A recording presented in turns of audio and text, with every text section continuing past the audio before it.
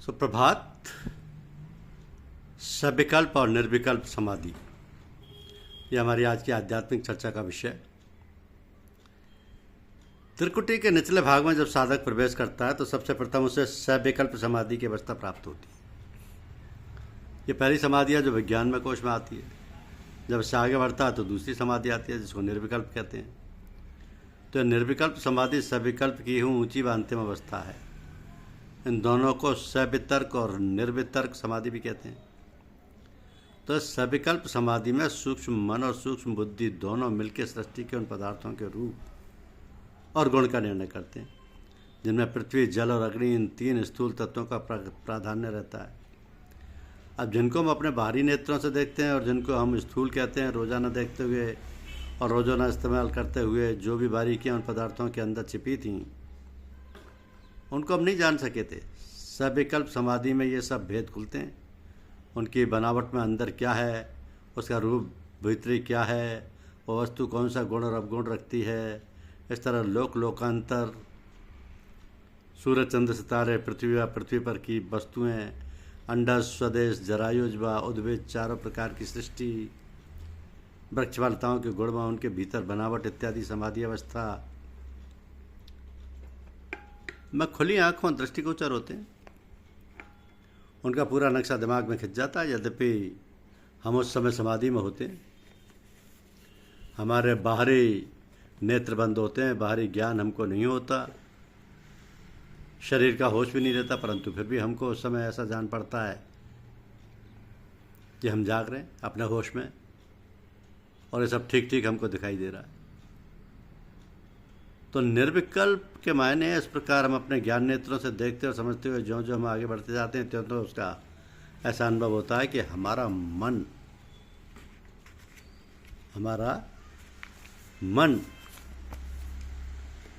थकित होता जा रहा है।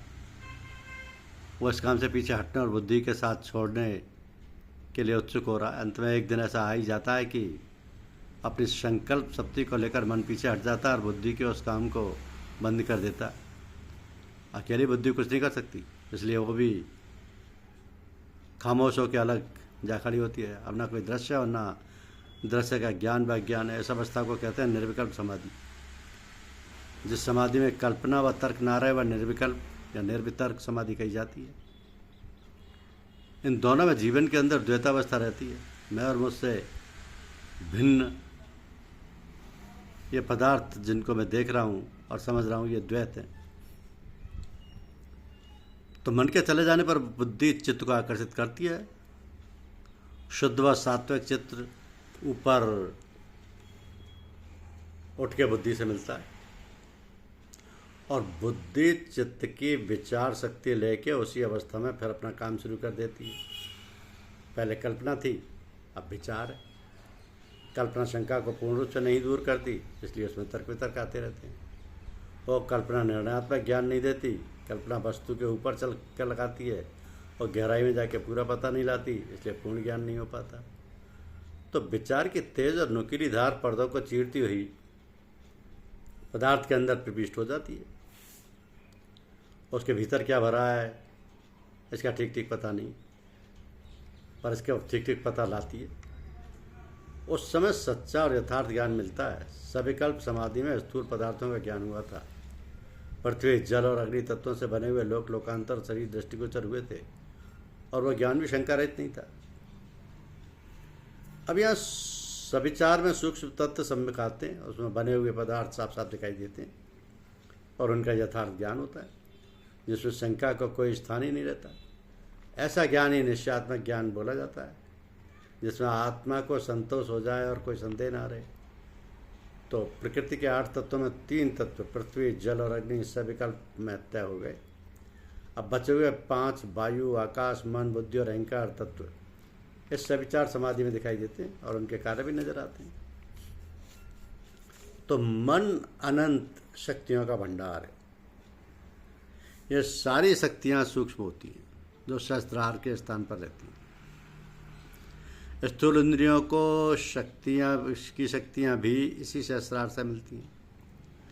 इन सब के केंद्र भी इसी स्थान में हैं जहाँ से उतर के वो अपने गोलोकों में जाती हैं और स्थूल ज्ञान प्राप्त करती हैं। तो मन जब तक इंद्रियों को शक्ति नहीं देता तब तक वह कुछ काम नहीं कर सकती, इसलिए वो मन के मातहत रहती हैं। इन इंद्रियों की स्थूल शक्तियों का पता तो मनुष्य को रहता है, वो उन पर अधिकार भी रखता है और जब चाहे इनसे काम ले सकता है, परंतु अपनी सूक्ष्म शक्तियों का ना तो उसे ज्ञान होता है ना उन पर उसका अधिकार होता है। तो इनको जानने के लिए, इन पर अधिकार प्राप्त करने के लिए उपाय केवल एक ही है कि वो पहले मन की बिखरी शक्तियों को इकट्ठा करे, फिर अंतर्मुखी वृत्ति करके इनको मन के ऊपर ही लगाए।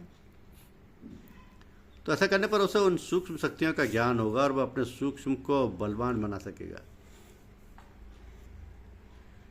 इन्हीं शक्तियों की सहायता से वह पूर्ण ज्ञान प्राप्त कर मुक्ति लाभ करेगा।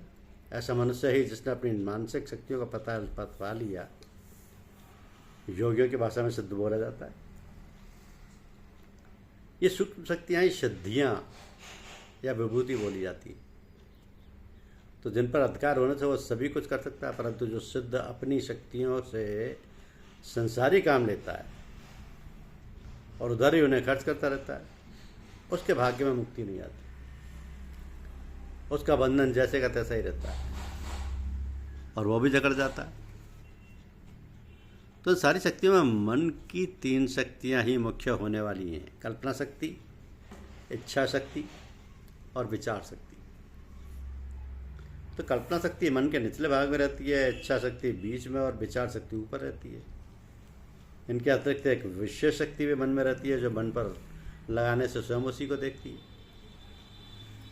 इंद्रियों में वो शक्ति नहीं पाई जाती। आँख स्वयं आँख को नहीं देख सकती, वह अपने से भिन्न पदार्थों को देखती है। कान को भी अपना ज्ञान नहीं होता, जिह्वा व नासिका भी अपने को नहीं जानती, पर मन अपने को देख सकता है, समझ सकता है। यह एक विशेष शक्ति भी मन में पाई जाती है जो किसी दूसरे में नहीं। तो इस शक्ति को उभारने और उससे काम लेने के लिए योगी को एकाग्रता का अभ्यास करना पड़ता है। एकाग्रता की अवस्था तक भी वो शक्ति नहीं उभरती, उसे थोड़ा इससे भी आगे जाना पड़ता है। एकाग्रता का अभ्यास करते करते साधक को एक विशेष अवस्था प्राप्त होती है जिसको शास्त्रीय भाषा में संयम कहते हैं। तो अंतर्मुखी वृत्ति करके जब संयमी दृष्टि से मन को देखता है तब मन ही के भीतर जो कुछ भरा हुआ है उसका पता चलता है। राजसी, तामसी और सात्विकी शक्तियाँ उसके सम्मुख आती हैं और राजसी, तामसी और सात्विकी विचारों के बदले उसे मन के अंदर उठते हुए साफ दिखाई देती। तो जब साधक की मन की शक्तियों को चारों ओर समेट कर एक लक्ष्य पर उसे केंद्रीभूत करता है और कुछ समय तक इसी अवस्था में अपने को रखता है तो उसको एकाग्रता बोला जाता है। इस एकाग्रता के साधन से धीरे धीरे वह अपना लक्ष्य के समीप हो जाता है। आगे एक दिन ऐसा भी आ जाता है कि वह उसके इतने समीप पहुंच जाता है कि लक्ष्य उसकी आंखों से ओझल हो जाता है। अब वस्तु तो है वो कहीं चली नहीं गई, परंतु इतने नज़दीक है कि उसका ज्ञान नहीं हो रहा, क्योंकि ऐसा नियम है कि अति समीप की और अति दूर की चीज़ दिखाई नहीं देती। अभी उसे और आगे बढ़ना होगा, बिना लक्ष्य के देखे हुए भी उसे अपना अभ्यास निरंतर जारी रखना होगा। ऐसा करते करते कोई समय ऐसा आएगा जिसमें वह अपने को लक्ष्य में लय हुआ पाएगा। उस दशा में उसे न अपना ज्ञान रहेगा, न लक्ष्य का ज्ञान रहेगा और न क्रिया का ज्ञान रहेगा। तो साध्य, साधक और साधना जब तीनों मिलके एक हो जाएंगे, ध्येय, धाता और ध्यान जब तीनों एक दूसरे में समा जाएंगे, तब यह मन का संयम कहलाएगा। जब ऐसी संयमी व्यवस्था मन की हो जाती है तब यह विशेष शक्ति उभर पाती है। इससे पूर्व वह हाथ नहीं आती। मानसिक अवस्था में एकाग्रता सबसे निचली और संयम सबसे ऊंची अवस्था मानी जाती है। एकाग्रता में अपना व क्रिया का ज्ञान नहीं रहता और केवल लक्ष्य दिखाई देता रहता है। संयम में लक्ष्य भी नहीं रहता। बस यही दोनों का भेद है। धन्यवाद।